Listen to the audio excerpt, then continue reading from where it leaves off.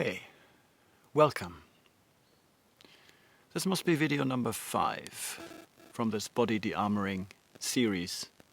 And I want to share two things today. I'll separate them out into 2 videos so that they don't become too long. One is the learning that I had yesterday and was continuing to pursue today, which I think might help you organize your learning, especially when things are difficult. And the other one is about a story. I want to share my first experience of shredding and losing body armor, and use that to make sense of what that physically, systemically means. So let's go for the learning strategy. I had a very difficult time yesterday, so we do a session every day. I won't go into any detail about what those sessions are like. That's not my story to tell here. But they're intense and they're hard. And the main thing we do is move energy in our bodies. I've already said that it's about sound and breath and movement. And I've asked you in the previous video about connecting to your power, connecting to your life source, connecting to what gives you energy. So that's what this is about. But the learning I had yesterday was about progress when we meet adverse conditions, progress in our learning when we really think that nothing's working. And one learning I had, and it was a tip from the coaches, from the teachers, but it worked for me for the first time, was to pursue joy, to pursue a sensation, a small sensation of joy. Something's working.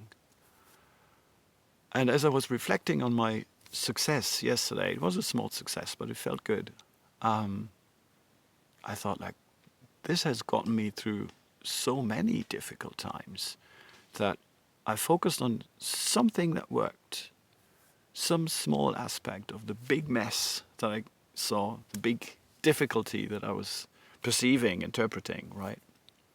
Reality is never as messy as we interpret it. And it's always a lot more messy than we can interpret. Both is true. So follow what works and amplify what works. Do more of this. And this is true in your personal development, but this is also true in organizations. I've learned that from Dave Snowden years ago when he talks about sense making in organizations and collecting stories and looking at the things that work and amplifying those examples, shining a big light on things that work and tell people, yeah, we want more stories like that. And you can do the opposite thing as well. You can, we want fewer stories like this. But that's not my main point here. My main point is I want more of this. This is something I like. This is something I want to develop. This is something that works. I do more of that tomorrow or later today. And as I'm telling you this as a tip, I connect this to a practice that we do in the Cal 1 classes, which is setting ourselves developmental tasks. And this is a very easy concept that I can quickly address in this video without making it too long. You're looking at some outcome, you're looking at something that you want, and you're trying to find a small, very specific action, something that you can practice today, something ideally practice every day, multiple times a day. And you find peers who help you clarify it, make it really crystal clear. How is this new thing that I'm going to do different from the thing I usually do? So you always end up discerning a new kind of behavior, an old kind of behavior. And then they help you clarify how would they notice that you're doing the old thing or the new thing, and what kind of feedback can they give you when you do the old thing or when you do the new thing to encourage you to do the new thing more often, and what kind of support or resources do you need to do it.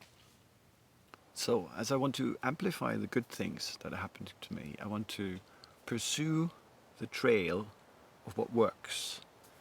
And I want to create a feedback loop of knowing what works.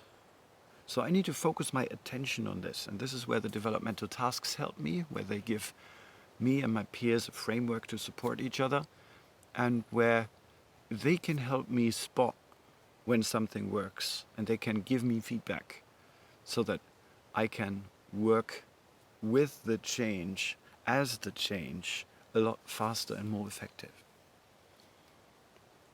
Obviously, developmental tasks are great for teams. So if you want to improve together in a team, this could be a leadership team, could be a team of peers, anything, could be a development team. Make that a habit, make that a regular practice. Instead of or add additional to your retrospectives, make that a regular practice, just like retrospectives, that every person on the team has something they're working on right now, some small thing they want to improve. Everybody else knows what they're working on and how to support them. Increases vulnerability, it increases trust, it increases how well you know each other, and it creates a culture, a climate of continuous improvement, which will make everything else that you do as a team to improve a lot more effective, because you increase the accountability of everyone to the changes you want to make. You increase the intentionality, and all of this is great leadership. So I encourage you to do that. As promised, the story about losing significant parts of my body armor follows next. See you soon. Thank you very much.